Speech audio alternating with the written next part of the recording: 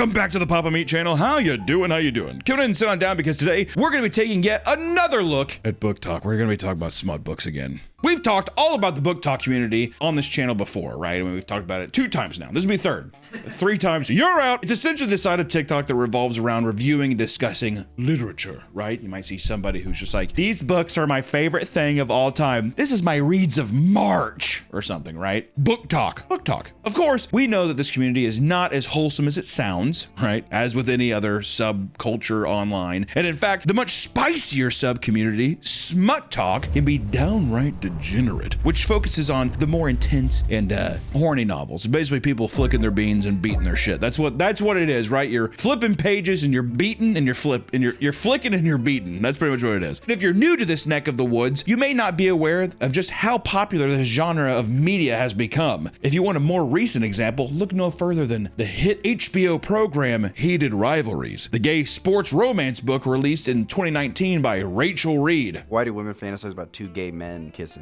That unironically tasted like sour cream. Why do men love watching 2 women kissing, Nick? Is it just because it's like, that's different than what I normally do? Is it that? Or is it something where it's also like, is it the fantasy that at any point the person can be like, maybe they'll ask me to join or whatever? So then Rachel Rachel Reed is like, maybe these 2 hockey players will invite me in and pig roast me.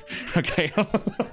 What if it's that, right? I mean, that's gotta be what it is, right? Or is it just the idea of just being like, you know, 2 chicks or like 2 guys and you're just gonna be in a peephole? I imagine on either side, it's spit roasting. That's for sure what it is.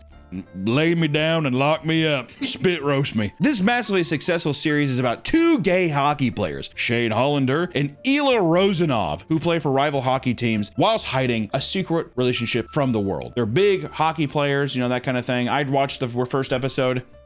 He's all right. There's a bunch of guys blowing each other. You know, I was like, where's the butt slamming, dude? Where's that at? You know what I mean? It's a lot of sucking, which is fine, but then also too many time jumps. That's my biggest criticism. Too many. Or 9 months later, 3 weeks later. I'm like, did we just span the course of like 2 to 3 years? And he's just like, how about you come over here to my room 14-218? And the guy's like, hey, okay, maybe I will. And then he gets his, like, he's like, all right, I got to go.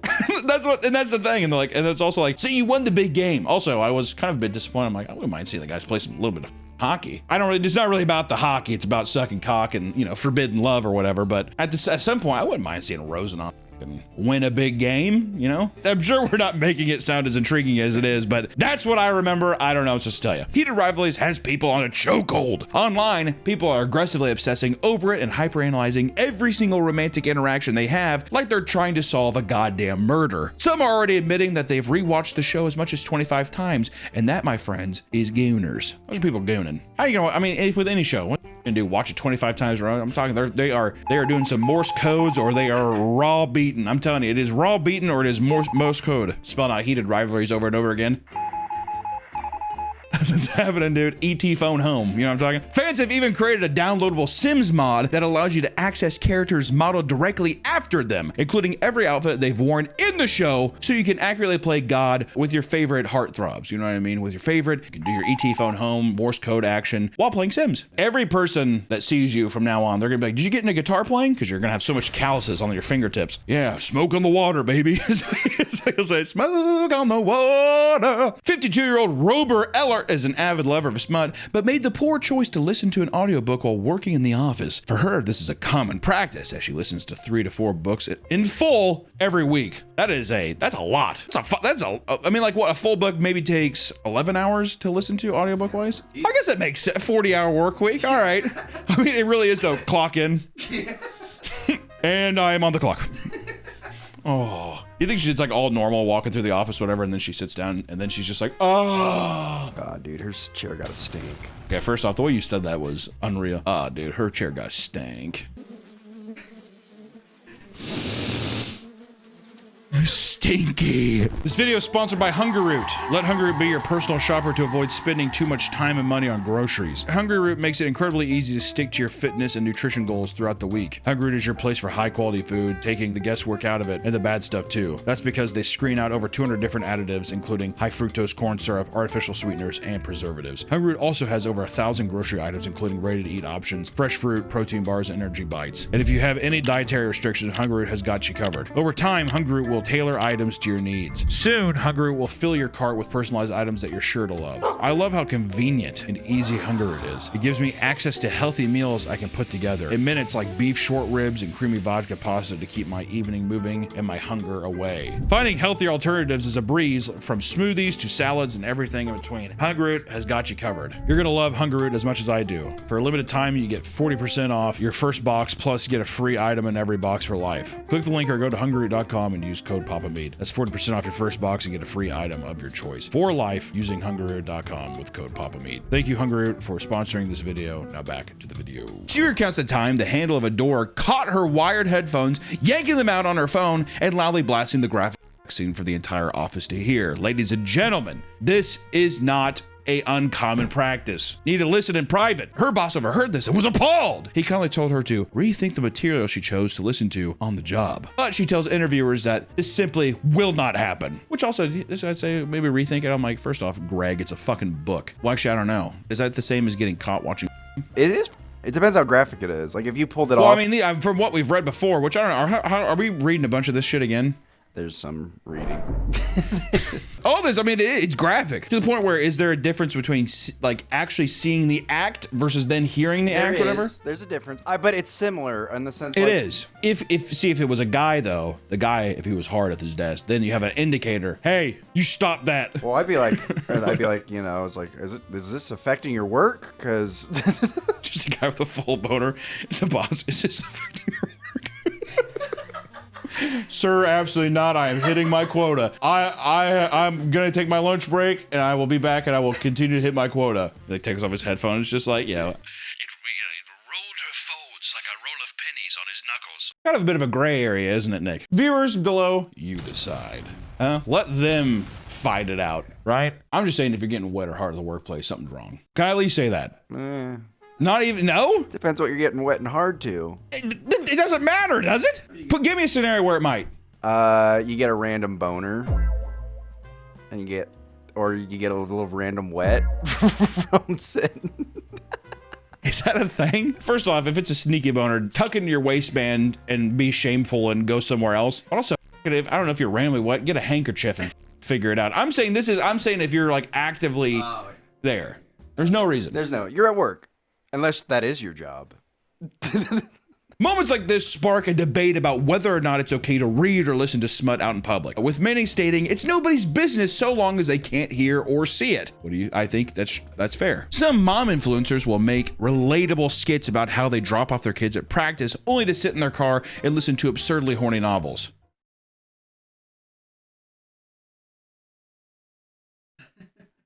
That feels awkward to me. They're sitting like if you drop your kid off to a baseball field, right? Are they just sitting in the parking lot, full blasting like, he jammed his member inside her.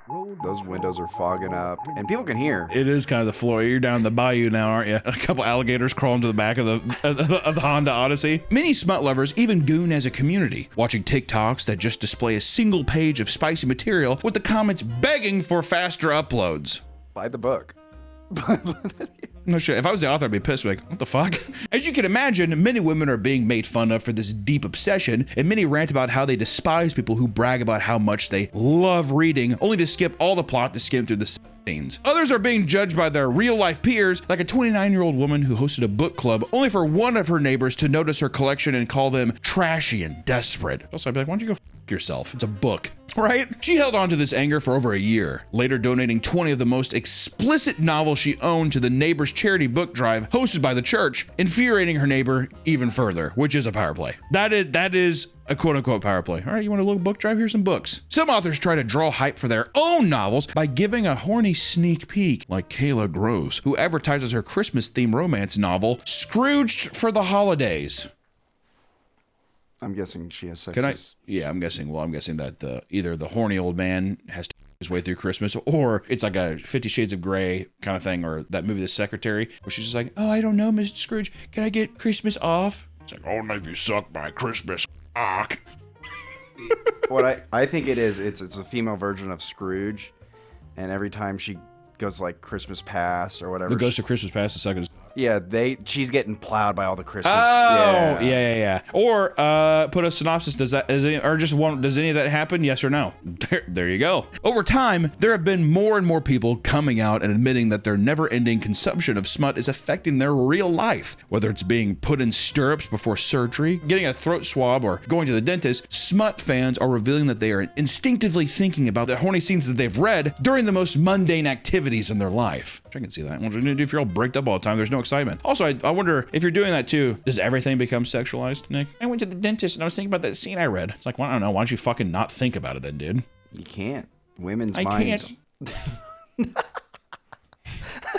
Since we last covered smut books, the world has only gotten more obsessed to the point where it might be getting out of hand, right? We might be getting to the point where we are not coming back. It might take over literature as we know it, right? Human writers cannot write books fast enough for the smut community to consume, which has resulted in AI stepping in and filling that gap, unfortunately. And now you can use tools like Smut Finder, an AI tool that can generate hyper-specific stories to fit any person's desire. When you use it, it asks you a bunch of questions, including how intense of a story you want, what kinks you're into, and what kind of personality you want the love interest to have. It's probably the most mundane, ridiculous thing. But if it's just specific enough, I can see people being like, this is scratching my itch. Thank you, Mr. Computer. It's like, what is it? An ad lib. That should be a thing. Smut talk ad libs. Smut talk Mad Libs. Mad libs, there you go. Yeah, dude. He put a pineapple in my... Okay, guys, this is silly. Then the AI generates a story that you imagine, and tons of people have been hooked. One woman was ecstatic to find out that she can now use the website to fulfill her newly discovered stepdad fantasies through AI smut.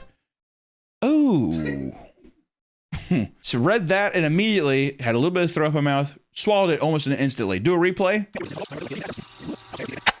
That's where I swallowed. Another person claimed their roommate spent over 5 hours a day on Smut Finder, now that she's able to endlessly generate her ideal goon material, which is devious. I need to send my brother this.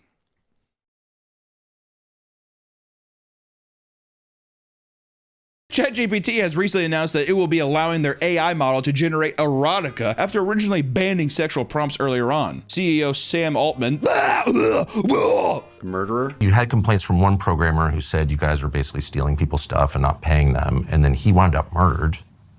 What was that? Also a great tragedy. He committed suicide.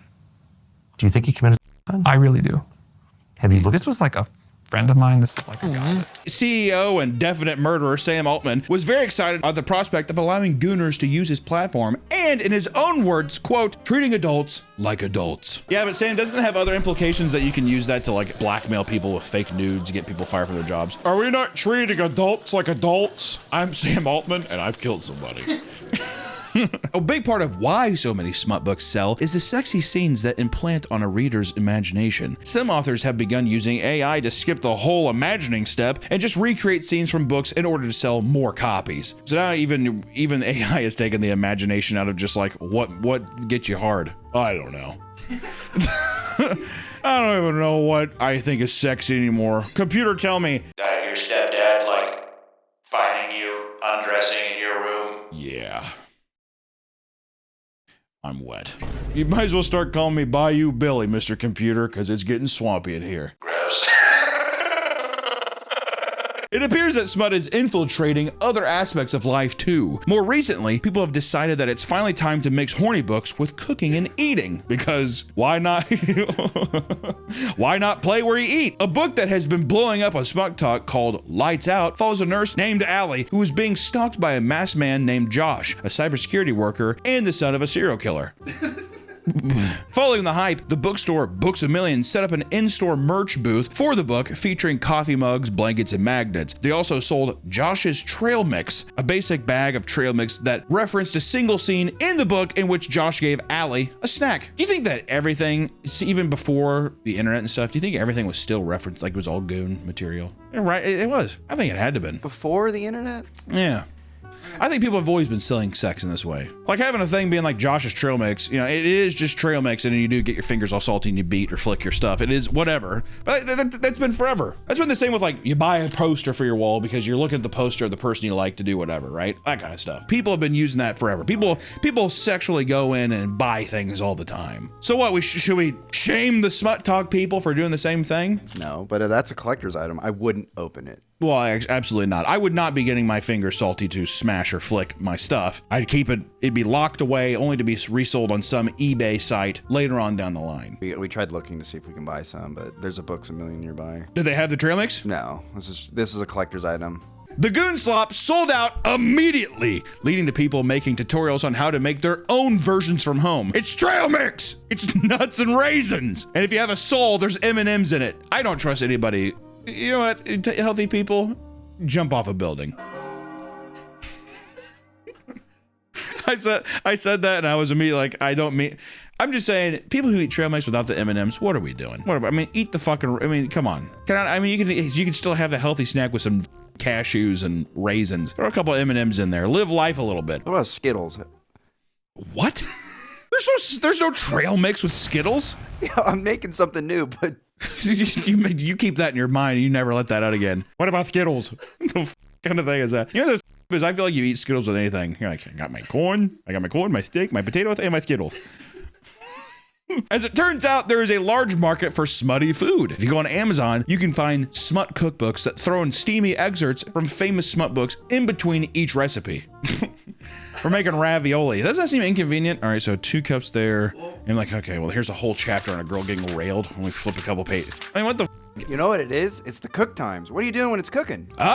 See, there you go. Let this cook for 10 minutes. And you'd be like, sit down and read this excerpt. By the time you're done with it, your noodles are ready to be put in or whatever. That's actually a really smart idea. But now you're getting wet or hard the whole time. Pampers. Hey, hunter's tip.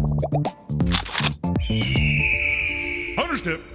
Make a adult diaper that isn't just for shit and piss, but it's to help conceal your boner or clean up those wet damps. Hunter's tip. Also, Pampers, seriously, if you take that, I want like a piece of that. But eating food from sexy men and women is not enough for some readers. Some want to be the food. There is a book called The Final Dip, which involves a woman being transformed into a chicken nugget and falling in love with dipping sauce. And I want to read it immediately. Oh, is it a thing now where it's like Honey Mustard's like, dip yourself in me, baby? And then Ketchup's like, that, come over here. You'd think that people would simply read this as a joke, but some got into it and thoroughly enjoyed it, describing it as erotic as they reminisced about their favorite sauces, which is some big girl energy, dude. That is some big boy and big girl energy. What do you mean you're reminiscing on?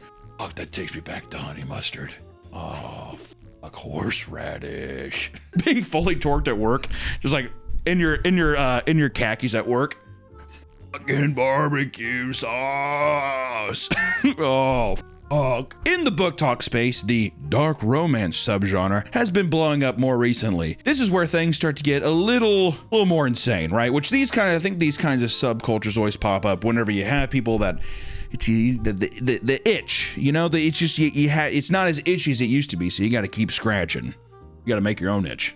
Got to go out in the wilderness and find some kind of plant and start rubbing around. The goal seems to be to push things to the most psychotic levels imaginable, something that people are feverishly getting off to. And in fact, this is nothing compared to the other novels in the subgenre. A lot of the spicier dark romance books that Smut Talk enjoys often include a trigger warning page. A full page! Hey, but watch out. There's a bomb. There's a bomb! One book in particular contains warnings for sexual assault, gang, and child. Despite being a romance novel. This is a romance novel. We are a romance novel. And these are things, hey, just let you know, we're talking about all this stuff. Like, still about hockey players. It's like, this isn't about gay hockey players. It's like, yeah, but just let you know, we get into some dicey territories. The same book lists bizarre things like human centipede and proper use of holy water and knife play. Others will incorporate warnings for things like spider play, Spider play. I'm not even gonna get blood play, and of course, and not last, light breeding. A little light breeding. That's the crusty top of your creme brulee. You have to crack open. There are many books that include sex scenes directly incorporating gruesome violence. There's a lot of them. That's almost all of them. I'd say that's the big one. People just want to be. It's full on almost murder. It's murder. You can find people all over social media delightfully recommending books that include things like this, as well as non-consensual. There are now parents having to explain to their kids, who are as young as 14, why they can't read the dark romance books they brought home because they aren't equipped to handle the intense subject matter. Hey mom, what's spider play? She's like washing dishes.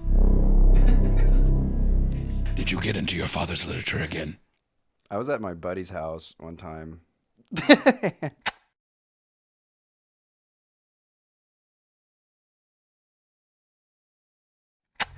we were looking at movies, and I opened up a cabin, and there's like a black like VHS DVD case, like huge, it's like 2 feet big. And I went to go for it. He's like, "Oh no, don't look in there." So then the entire night, my goal was just to get in there. And Of course, yeah. see what was in it. But he kept catching me. He's like, "What do I keep telling you?" So you didn't get to see it? No, I didn't get to see it. What is in there? I'm wondering. Because yeah, you would think like, oh, it's just. Or I feel like it's like murder tapes. Oh, I mean, I think it was because I don't know if I told this story, but one time, same uncle, different house, but he made like fried green tomatoes.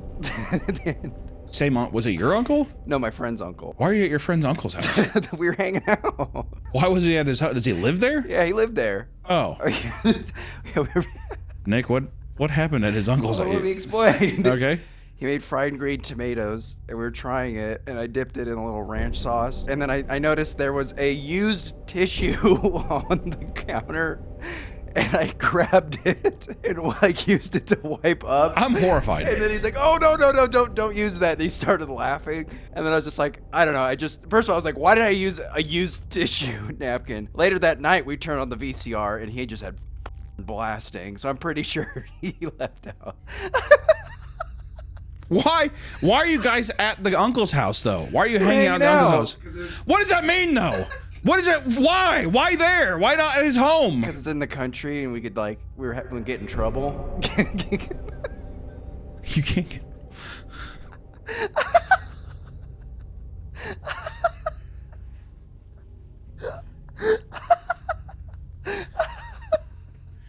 Were you were you and your friend assaulted by his uncle? No.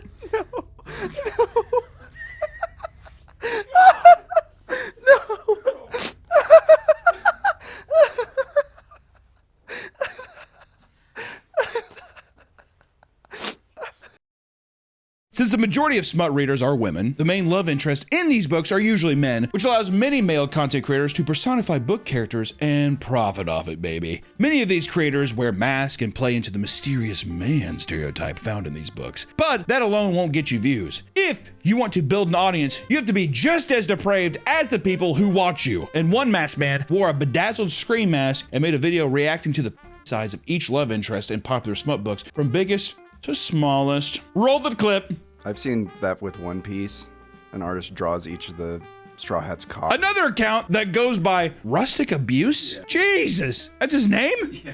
Another account that goes by Rustic Abuse only posts dark romance thirst traps and loves to use audio from smut books in his videos. In a POV video, we watch as the man wearing a ghost mask vigorously the viewer, while super horny smut audio plays in the background, and I just gotta say it is jarring. I'm just gonna play play like a half a second of it. Yeah.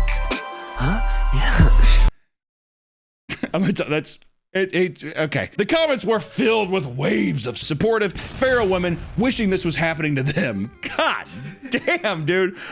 If I was a jacked guy, I'd probably try to profit off this shit. Well, yeah, why not? This is what I'm dealing with though, dude. Well, women like that. Women like this? There's a thing for everybody. The dipping sauce community did. Yeah. The chicken nuggies. You can put a little dipping sauce in your belly button. Yeah, I'm that guy from that book. We.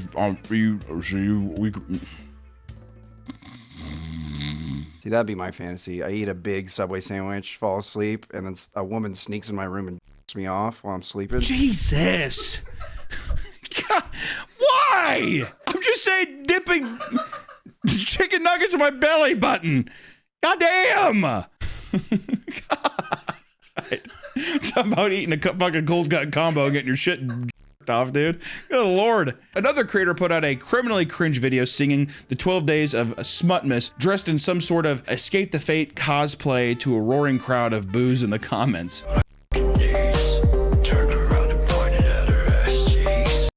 What? Okay.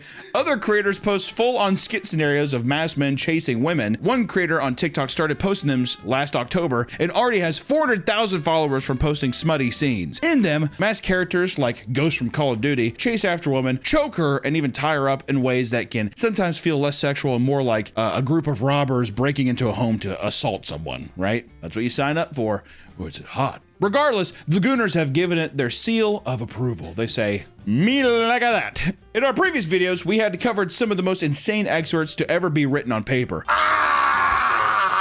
But if it wasn't clear, it's gotten worse enough that we got to do a little update, right? We got to dive in just one more time. Hey, we dipped our toe in the pool. We got to do a temperature check again. Let's start with the book Little Stranger. Don't like that already. I don't like a book called Little Stranger. I'm imagining a little showing up at your door. Dude, he is a bit. Little person.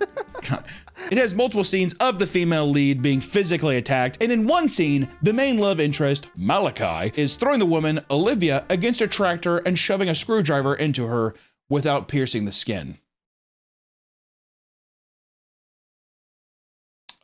Here's an excerpt. I pulled the screwdriver out from my back pocket, closing the distance between us and grabbing the hair at the back of her head, and shove her between the two broken tractors. Olivia screams, but it's muffled as I cover her mouth. Shh, I whisper. I hold the screwdriver to her throat, and her pupils are expanding. Her breath is uneasy, and the gaze in her eyes tells me she's enjoying this. So see, you thought that this was actually just a horror book until that last sentence. And that's how you get, see, that's dark romance. Furries have also broken into dark romance and have begun adding their own stories with such wonderful excerpts as, quote, with one final savage thrust, the doggy buried his to the hilt in her and hosed her insides with a massive load of hot doggy. You have to bleep almost all of that, first off. My God. The person who helped find these excerpts, why did they include that one? I demand to have them justify it right here.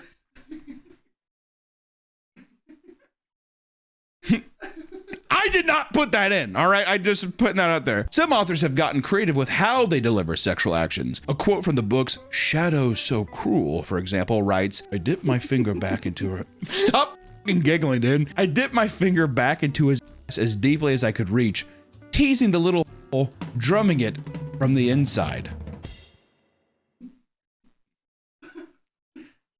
I'm just gonna have him keep explaining because I'm also too. How are they getting this stuff? Where are they? How did you find this? Okay. To be a good smut writer, you have to be creative. This is evident from some of the older examples like Dissident, a 2007 novel that was dropping lines like, what the hell are you doing? Luke barked, her ass, saving her life.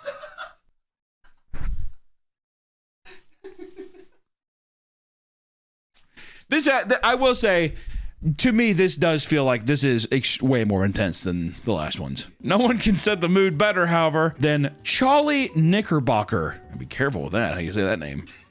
God damn. In their book, Possessed. Quote, I smell sex in the air already. Nah, I just burped. Of course, these are pretty tame compared to the other books, and I quote, so goddamn hot, I squeezed her and then gave it a little slap, pulling a moan straight from the depths of her throat. If I were to reach between your legs right now, would I find... Ready for me? Yes, she groans, pushing into my hand, then... for me. Can you tell my mom to... Yeah. Hey, Missy. I'm gonna lose my mind, Mom. I don't want to have to kill you, but I will.